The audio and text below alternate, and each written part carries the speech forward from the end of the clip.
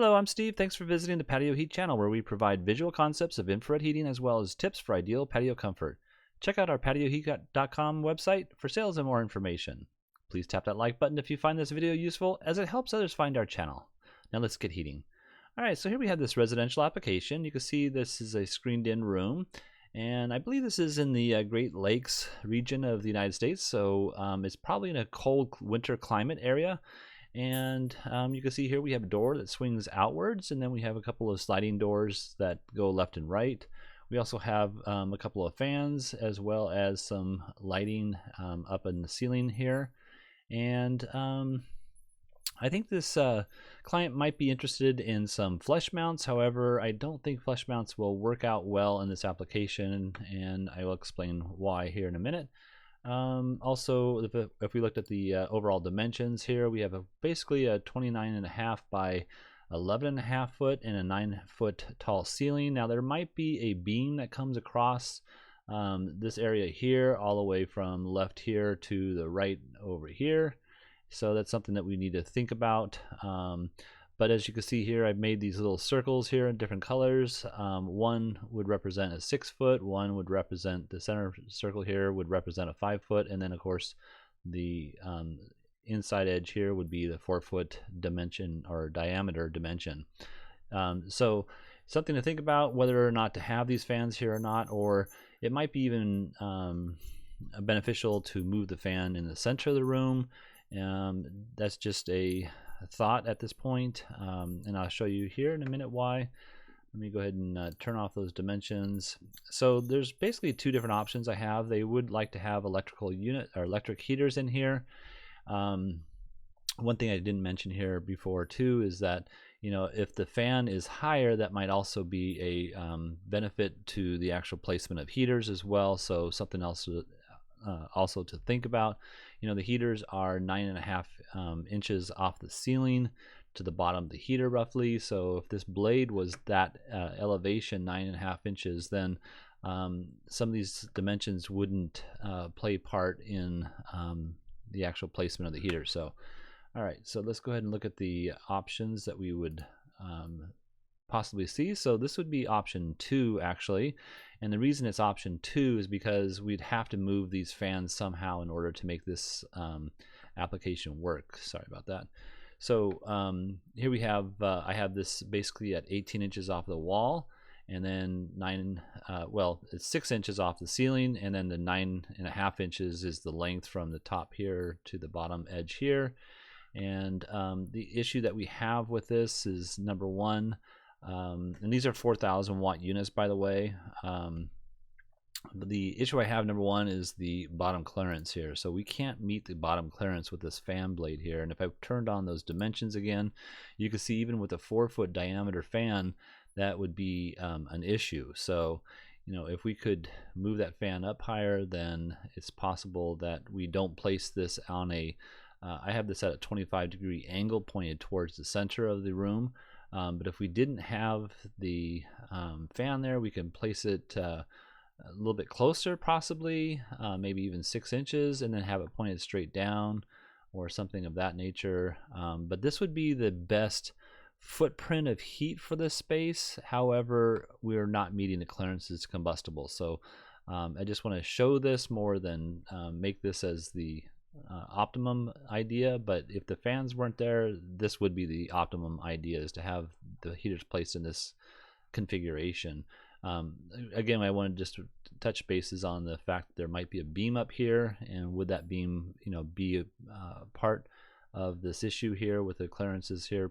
Maybe, maybe not. Again, this is 9.5, so this is probably about 10.5 to 11 inches off the ceiling, so that if there was an 11-inch beam here, probably would not have an issue. But just something that you need to bear in mind. Or we can just move the heater out, you know, 18 inches from this edge here, or the edge of the beam that might be there, so that we meet those clearances, but we still have the clearance with regards to the fans. So this would not work unless we remove those fans or had some other option, fan option, maybe in the center or something like that. But let's go ahead and look at the footprint of heat. You can see here with the footprint of heat, I'm going to turn off the clearances here for a minute. with the footprint of heat, we're able to get a nice coverage for each one of these locations. You got a nice roughly 10.5, 12 feet coverage from left to right. You're getting the full coverage of both sides of the seating locations, if I can show that properly. And yeah, I think this would be a nice warm application, especially in the environment that they're at. Now, if you're in the below, say, 50-degree level, I can't really guarantee that each individual will be satisfied with the amount of heat that's put out by a 3,000, or excuse me, a 4,000 watt unit. And I think, in fact, I think this particular customer is asking for 3,000 watt units. 3,000 watt units would work, however, they are probably lower than I would hope for in this type of application. I would truly push for a 4,000 watt unit or higher, in my opinion. So something to bear in mind. In fact, I'm going to do a quick calculation here. Hold on one second. Yeah, so what I just did here is a calculation of BTUs. So each one of these sections would require about 48,000 BTUs. That would equate to roughly 4 of these units in order to heat that up. And that would be something that I would probably do in a cold climate in maybe the western states, California, something like that. So this is even in a colder climate, and 3,000 watts is not my ideal application. So yeah, you're looking at 48,000 BTUs. This is about 10,000 BTUs each, so that calls out for 4 units, 4 point something units. So in any case, you know, I just want to show what they can do with what they have. It just would extend this experience outside a little bit longer, but it wouldn't get you into the colder times. So something to bear in mind. All right, so let me just turn that off. And I'm going to go right into the second option, which would be probably the better option for this particular application at this time with the fans. Like I said here before, you know, these fans are an issue in reference to the heaters. I'm going to put the clearance back on here, and I'll show you what I mean by, you know, possibly moving a fan. If we can move the fan up higher, then we are essentially, let's just go with 9 inches here. You know, essentially we're at beyond the clearance. Let's see if we can do this here. So now we're at beyond the clearance that is an issue. So we can actually move the heaters closer together with a higher, and I'm trying to work through this screened in section here, so it gives me a little trouble when I'm using my mouse here. Let me turn this off here. Let's see here. Yeah, so you can see, yeah, what we could do is the clearances are now not an issue. The only clearance issue that we have would be the clearance above the heater, and you can see, you know, we're not in an issue with the clearance above here. We can come all the way up to 6 inches from the edge of the heater to the edge of the fan, so that would bring us a lot closer. I'm just gonna for a second here, it's hard to get through this, so I'm gonna just delete this for a second here, and you can see that I could just move this over to the edge of the fan. Okay, and now, you know, you can see that we're much closer, and we can get more heat towards the center of the space here. So let's go ahead and look at what that looks like as far as the ray. So now this heater is pointed straight down, you know, so the heat is uniform throughout the left and right, if you're looking at it this way, I should say, and you get a good footprint of heat throughout this space here. So and if we were able to move these heaters closer together, then obviously we would be a lot better off as far as the coverage is concerned. Hold on one second here.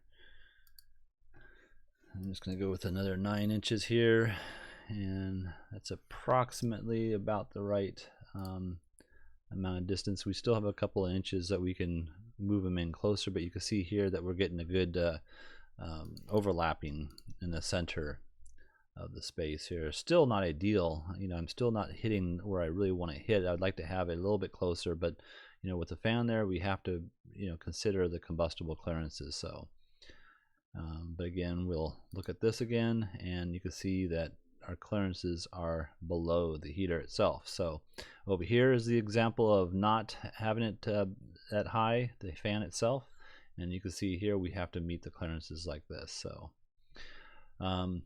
going back to the BTU demand, these are the 3000 watt units. It doesn't meet a full BTU demand for this kind of space and for this height, so this is the furthest it could really reach. It I would recommend that these heaters be placed somewhere in the 8-foot range rather than 9-foot, and because of that there's a limitation that these guys have with regards to the volume or amount of amperage available. So this is the best I could do with that amount of amps, and I would not stick a 2 6,000 watt units unless you just wanted to heat up one space. So you could do 1.6 1.6 and then just heat up one side of the patio, or vice versa. You could do it over here instead, but definitely you need more power in order to heat up this place for longer periods. And if you're going to put heaters in here, this would probably be my recommendation with regards to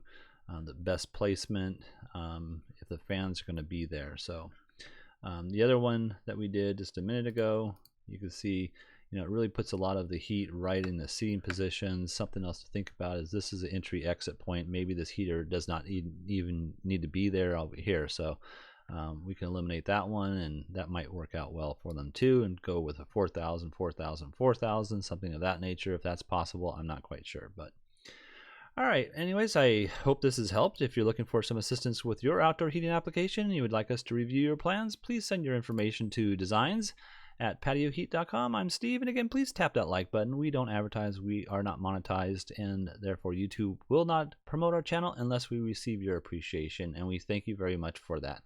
Thank you. Have a great day.